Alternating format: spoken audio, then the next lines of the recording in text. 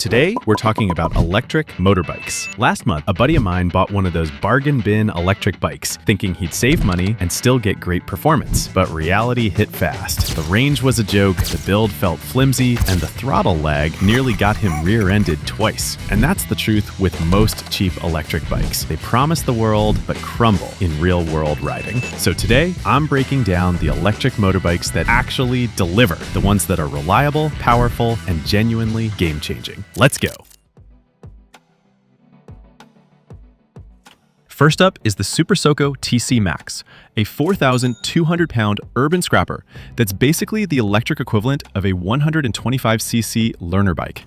It packs a 3.5 kilowatt mid-mounted motor with 180 Newton meters of torque, which sounds impressive until you realize that translates to zippy traffic light launches, but zero confidence past 50 miles per hour. The 60 amp hour lithium battery gives you about 40 real-world miles if you're mixing city and faster roads. Push it harder or ride in winter, and you're looking at 30. The steel cradle frame and 35mm upside-down forks handle potholes decently, and while it's light enough to flick through traffic, the build quality feels bargain spec. Charging takes 4 to 6 hours on a standard outlet. It's brilliant for short commutes and costs pennies to run, but don't expect highway comfort or premium feel. Now we hit the Beachman Aviator, a retro cafe racer that's honestly more souped-up e-bike than true motorcycle. But hear me out. It's built around a 3,000-watt, 72-volt brushless hub motor that's software limited to 750 watts in e-bike mode for legal reasons. But flick it to light motorcycle mode and you're looking at 60 miles per hour top speed with surprisingly smooth regen braking. You get either a removable 2.8 kilowatt-hour battery for 55 miles or a beefier, non-removable 4.3 kilowatt-hour pack pushing 80-plus miles, charging fully in 3 to 4 hours on a standard wall outlet. The 31-inch seat height and custom steel frame make it accessible and stable. Plus, there's a motion alarm and handlebar lock that actually works. The catch? It's genuinely wind-affected past 50 miles per hour. The suspension is basic at best on anything rougher than pavement, and it's a 2025 model, so long-term durability is still unproven. Next is the Ryvid Outset, a sub-$6,000 scrambler-style bike that feels like the scrappy underdog of this list. It runs a 72-volt air-cooled brushless motor pushing 20 horsepower peak and 53 foot-pounds of torque, which means snappy city acceleration and enough grunt to hit 75 miles per hour on the highway. The removable 4.3 kilowatt-hour lithium-ion battery is the standout here. You can yank it out and charge indoors in about 3 hours, perfect if you're parking on the street. Real-world range sits around 50 to 70 miles, depending on how hard you twist the throttle. But here's the catch. Once you dip below 30% charge, power drops noticeably, so plan accordingly. The folded stainless steel frame keeps weight at 315 pounds, and the upright scrambler ergonomics with compliant suspension make it genuinely fun on mixed surfaces. Just keep in mind that some early units had quirky controller glitches, and build quality isn't bulletproof. It's a solid commuter with personality, but our next bike takes range seriously without compromise. Here's where things get serious. The Ultraviolette F77, an Indian sport bike that punches way above its weight class. This thing runs a 27 to 39 kilowatt permanent magnet AC motor, delivering 95 to 100 Newton meters of torque, hitting 0 to 60 kilometers per hour in under 3 seconds, with a top speed around 155 kilometers per hour. You get either a 7.1 kilowatt hour or 10.3 kilowatt hour battery pack, depending on the trim, translating to 150 to 260 kilometers real-world range across 6 ride modes. Yes, ballistic mode eats battery fast at 60 to 65 kilometers per hour. But that's the trade-off for superbike level acceleration. The 41mm USD forks and adjustable monoshock handle aggressive cornering beautifully. And the 5-inch TFT dash with OTA updates and AI adaptive riding modes feels genuinely premium. Fast charging gets you 20 to 80% in about an hour. It's just that the F77 is India focused, so service outside that market is sketchy. And at 197 to 207 kilograms, it's heavier than previous bikes we've covered. Still, for $3,600 to $4,800, this delivers performance that embarrasses bikes twice the price.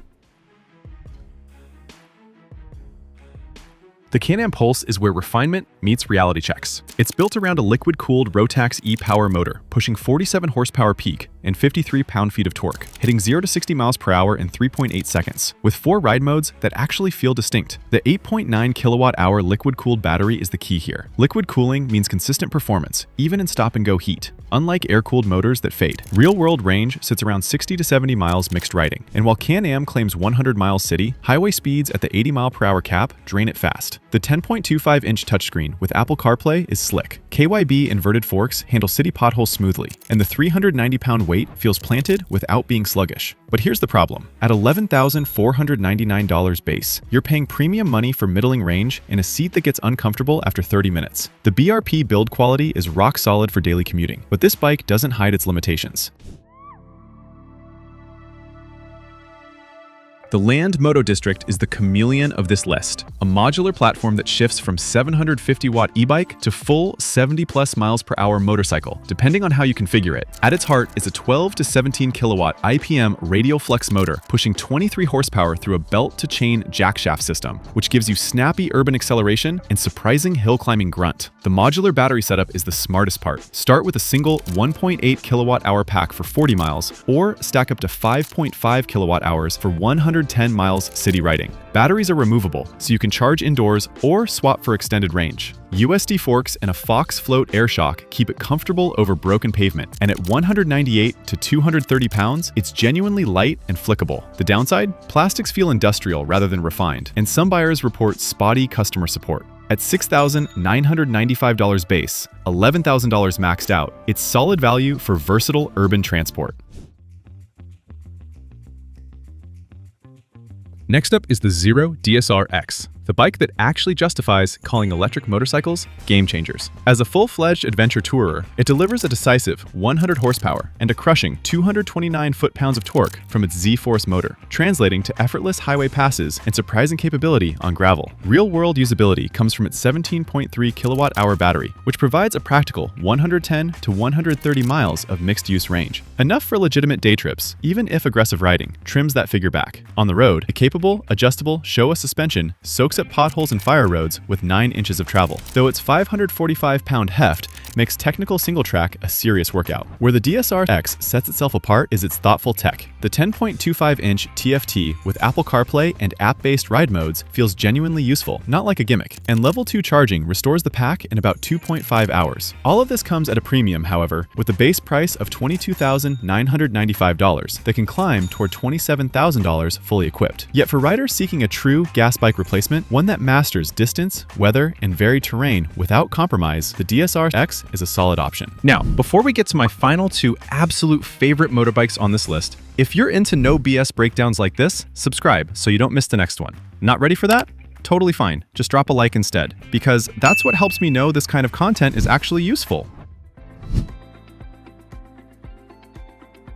Now for something completely wild, the Verge TS Pro, with its hubless donut motor that looks like it rolled off a sci-fi movie set. This isn't just eye candy. The patented air-cooled PMAC motor sits in the rear wheel, delivering 102 to 139 horsepower and an absurd 737 to 1,000 Newton-meters of torque straight to the pavement. We're talking 0 to 60 miles per hour in 3.5 seconds, with a top speed of 124 miles per hour. The real surprise is the 20.2 kilowatt-hour battery, pulling 150 to 200 miles real-world mixed riding, and DC fast charging hits 0 to 80% in under 35 minutes. That's game-changing for road trips. Öhlins suspension and Brembo brakes handle the power well once you dial them in, though some riders report initial instability that requires tuning. At $29,900, it's aimed at tech enthusiasts who want the wildest electric experience available. But be aware, early adopters have dealt with motor swaps and quirks, the dealer network is thin, and this much power isn't beginner-friendly.